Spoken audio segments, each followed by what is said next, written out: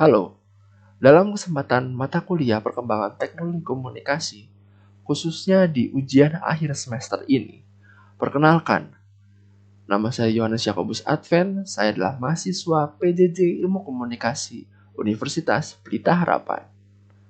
Pada kesempatan kali ini, saya akan membahas tentang bagaimana sih perkembangan teknologi komunikasi itu bisa mempengaruhi kebiasaan hidup manusia ataupun pengguna teknologinya. Sebelum saya lebih lanjut lagi, saya akan menampilkan dua buah gambar perbandingan yang boleh ketika kalian melihat gambar ini, kalian boleh merenungkan gambarnya. Maksud dari si Yakob ini ngasih gambar ini apa sih? Without overdue, saya akan kasih lihat gambarnya. Gambar pertama adalah seorang lelaki, jelas tangannya cowok dong, sedang menulis sebuah surat. Lalu gambar yang kedua adalah seorang laki-laki juga yang sedang nampaknya asik chattingan. Dari kedua gambar tersebut, persamaan apa sih yang bisa kalian temukan? Kalau jawaban kalian sama-sama laki-laki, betul sama-sama laki-laki. Tapi bukan itu jawabannya dong. Persamaannya adalah aktivitas mereka sama-sama sedang melakukan texting atau menulis sebuah pesan atau informasi yang ingin disampaikan kepada penerima pesannya. Lantas, apa yang membedakannya ya? Kalau ada persamaan pasti ada perbedaan dong. Terus perbedaannya apa? Kalau jawaban kalian perbedaannya warna bajunya, bos, ini kan mata kuliahnya perkembangan teknologi komunikasi, bukan perkembangan harga outfit lo. Perbedaannya yang bisa kita temukan adalah ketika kita bisa melihat media yang digunakan dalam menulis sebuah pesan tersebut. Pada gambar pertama, kita bisa melihat bahwa media yang digunakan adalah kertas dan bolpen, pena, pensil, ataupun apapun alat tulisnya. Lalu gambar kedua, kita bisa melihat bahwa laki-laki di gambar kedua menggunakan smartphone untuk menulis sebuah pesan. Dari situ, dari kedua gambar tersebut kita bisa melihat bahwa benar adanya terjadinya sebuah perkembangan teknologi komunikasi. Jika kita tarik mundur lagi tentang surat menyurat, coba kita bayangkan ketika zaman kerajaan Majapahit pengen ngajak perang kerajaan Kutai. Woi, kita perang yuk. Tapi kan mereka pasti butuh surat. Mereka juga gak ada alat komunikasi pada zaman itu. Bayangin ketika mereka untuk mengirimkan sebuah surat, mereka membutuhkan sebuah burung pengirim surat. Lalu mulai berkembangnya zaman kakek nenek kita deh, tahun 1900-an, ketika zamannya transportasi udah mulai mudah, ataupun ada pekerjaan postman, apa sih bahasa Indonesianya postman? Pengiriman surat itu melalui postman. Lalu ketika zaman kita, semua itu perkembangan teknologi komunikasi mulai kelihatan ketika zaman kita surat menyurat itu dari yang kirim pakai burung, pakai postman. Sekarang dengan sentuhan enter email, surat kita telah terkirim dengan selamat dan tidak membutuhkan transportasi, waktu, tenaga. Itu semua terjadi karena adanya virtual culture. Berbicara tentang teknologi komunikasi, perkembangan teknologi komunikasi, kita tidak bisa lepas dari yang namanya si kelebatan smartphone ini. Pada kesempatan kali ini, saya akan membedah apa aja sih yang bisa kita dapetin, benefit-benefit apa sih dari kehebatan smartphone ini.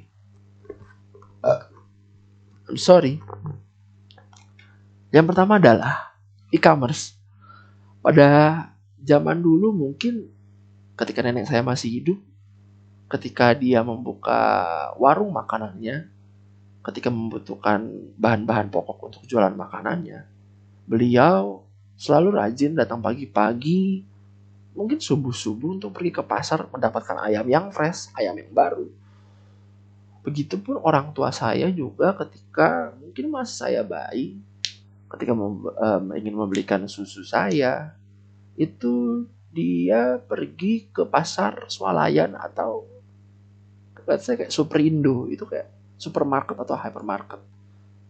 Kedua hal yang dilakukan oleh nenek saya dan orang tua saya bisa dikatakan membuang tenaga dan membuang waktu. Ketika perkembangan teknologi komunikasi itu muncullah e-commerce, di mana e-commerce ini adalah layanan seperti pasar tersebut, tapi pasar secara online shop. Mereka menjual segala kebutuhan kamu A sampai Z, sandang, pangan, papan. Itu semuanya ada.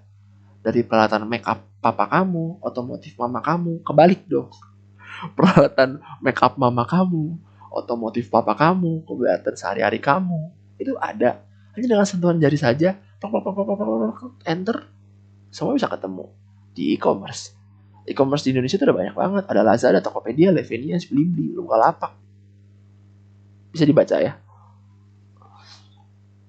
Itu semua terjadi karena adanya the knowledge economy. The knowledge economy itu apa sih?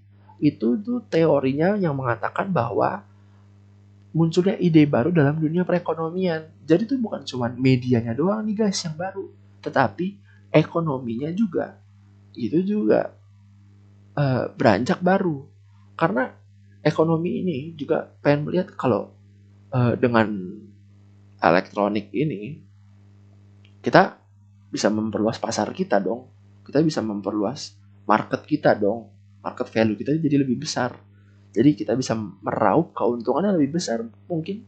Karena dikatakan oleh seorang CEO Intel, almarhum Bapak Andy Grove, yang telah meninggal tahun 2012 silam, perusahaan tidak lagi dikatakan sebuah perusahaan ketika belum berbasis elektronik.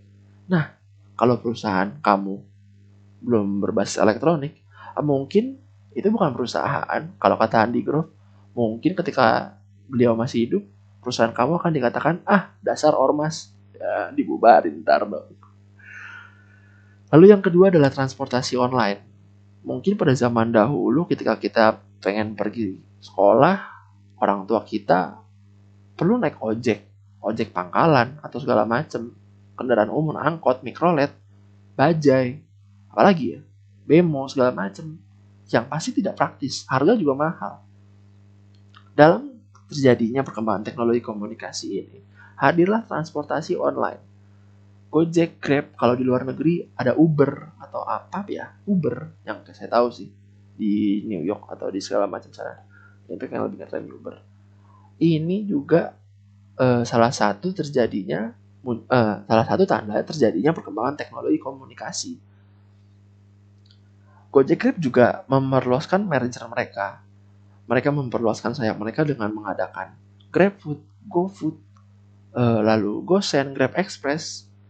Jadi delivery makanan, minuman online, delivery jasa antar barang. Lalu berbicara kemudian ada juga media sosial yang dapat memudahkan kita sebagai umat manusia, masyarakat, untuk mendapatkan informasi apa saja melalui sentuhan HP saja. Buka WA bisa dapat informasi, bisa chattingan. Buka Instagram kita bisa dapat informasi juga. Twitter, YouTube, Facebook, semuanya informasi. Dan itu juga terjadi karena adanya revolusi media sosial.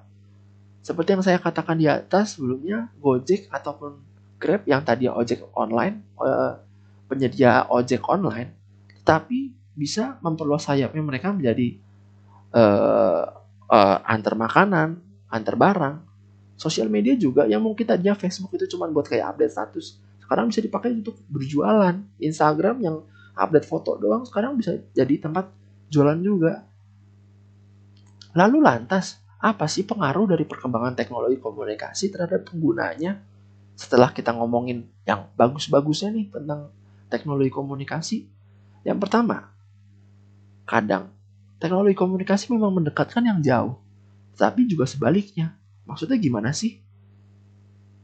Sering lihat nggak gambar kayak begini? Pasti sering dong. Memang teknologi komunikasi itu mendekatkan yang jauh, tetapi membuat kita cenderung sibuk dengan HP yang kita gunakan ini. Membuat kita menjadi sibuk sendiri, kita lupa dengan orang sekitar kita. Lalu yang kedua, munculnya sebuah fenomena global media. Sadar nggak sih, ketika kita bermain media sosial, privasi itu udah nggak ada lagi. Coba deh, lu kenal Nisa Sabian? Kagak, tapi lu tahu kan Nisa Sabian selingkuh? Nah, itu tuh terjadi kan ada global media.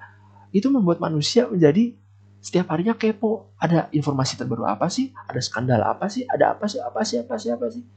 Jadi media sosial itu memecahkan yang namanya privasi. Lalu yang ketiga, manusia dengan segala ya kepraktisan yang ada jadi terbiasa hidup praktis. Pesan makan online, sekolah online, kerja online. Jadi ya mungkin manusia beberapa tahun kemudian akan lebih suka hidup terbiasa hidup praktis. Jadi itu saja sih yang bisa saya sampaikan tentang bagaimana perkembangan teknologi komunikasi itu telah merubah hidup seseorang. Bukan seseorang sih, banyak orang. Akhir kata, saya ingin memberikan ucapan terima kasih banyak dengan berupa pantun. Jika nih dosen perkembangan teknologi komunikasi, saya Yakobi mengucapkan terima kasih.